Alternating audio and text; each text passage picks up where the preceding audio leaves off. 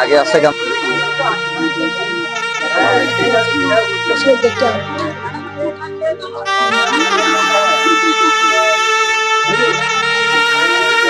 Video man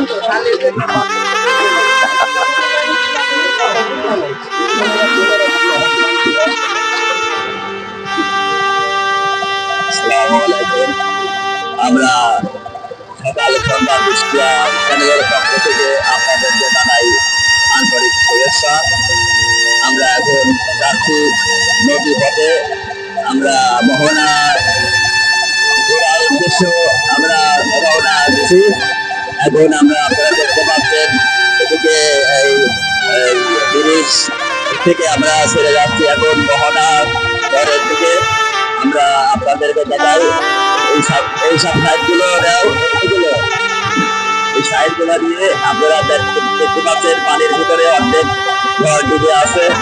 এখন আপনারা দেখতে পাচ্ছেন এই নদীর পাশ দিয়ে বস্তা ফেলে আপনারা মানে ভাঙন ছেড়ানো হয়েছে দেখাচ্ছি।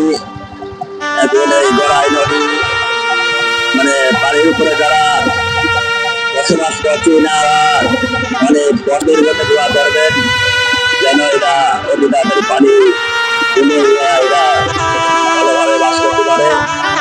এখানে আমরা এখন মানে বিদেশ থেকে অনেক দূর এগিয়ে আসছি। আমরা দেখতে পাচ্ছি আমরা এখন একজন দর্শকের কাছ থেকে কিছু কথা আমরা শুনবো যে আপনাদের কেমন লাগছে এই ঘুরে বেড়াতে বিনোদন, আপনারা এই নৌকার জীবন করে আছে কেমন লাগছে? আলহামদুলিল্লাহ ভালো। আসলে হঠাৎ করে আমরা একটু উদ্যোগ নিচ্ছি যে নদীতে নৌকায় ঘুরবো। আসলে কয়েকদিন চাঁদা নৌকায় ঘোরার কথা ছিল, সেই সম্ভাবনা হয়তো আর হয় নাই। অন্য নৌকাতে এখন আমরা আসছি। তো মূল উদ্দেশ্য নদীর পানি দেখার জন্য আমরা নৌকায় আসছি। পানি আগের থেকে অনেক কম, পরিবেশটা অনেক সুন্দর লাগতেছে। তাই সাইডে নদী আছে। ধন্যবাদ আপনাকে। এবং আমরা সকাল সন্ধ্যা কুষ্টিয়া চ্যানেল থেকে আপনাদেরকে দেখানোর চেষ্টা করছি। আপনারা দেখতে পাচ্ছেন এখানে ডিজার রাখা হয়েছে। এই ডিজারে যখন পানি করে যায় তখন আপনার এই নদী খনন করার জন্য এখানে ডিজার রাখা আছে। যখন পানি তুলে যাবে তখন আপনার এই ডিজার দিয়ে পানি এই বালু কাটিয়ে খনন করা হবে। এখন এর কোনো কাজ নেই। এখন আপনারা দেখতে পাচ্ছেন প্রচুর পরিমাণ পানি এখন একটু কমের দিকে।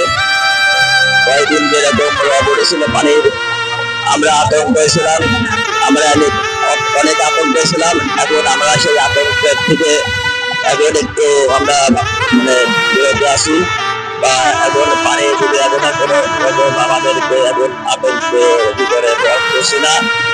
এই দেখেন ডিজারটা ভালো করে ওঠান। এই ডিজার এখন রাখা হয়েছে, রেস্টে আছে। এখন এনাকে আমরা রেস্টে রাখিয়ে দিয়েছি। আবার যখন পানি কমে যাবে তখন আমরা এই ডিজারকে বালু কেটে নদী খনন করা হবে।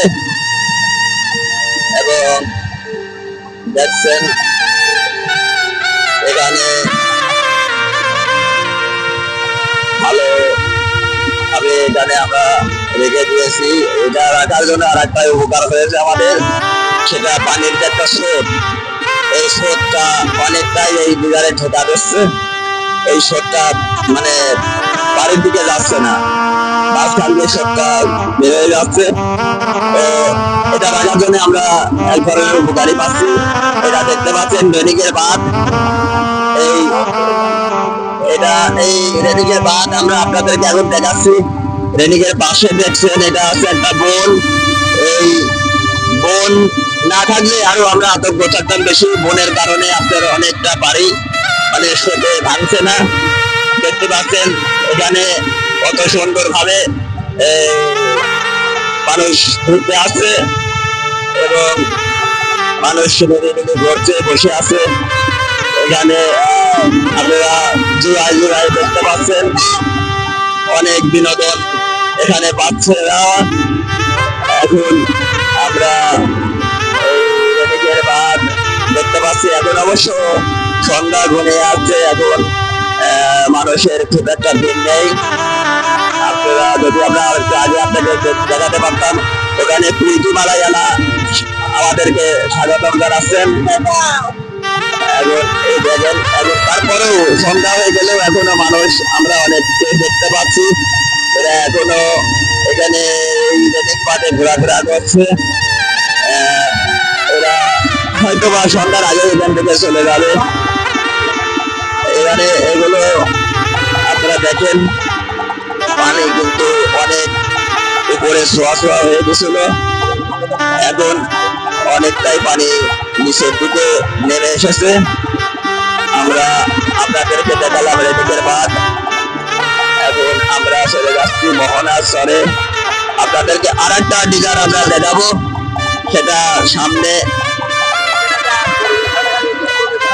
এখানে এই যে বামে দেখেন, বামের কিছুটা বালু কিন্তু এই ডিজারটি কাটে এখানে রাখার বালু ভেঙে নদীর ভিতরে আবার চলে আসছে।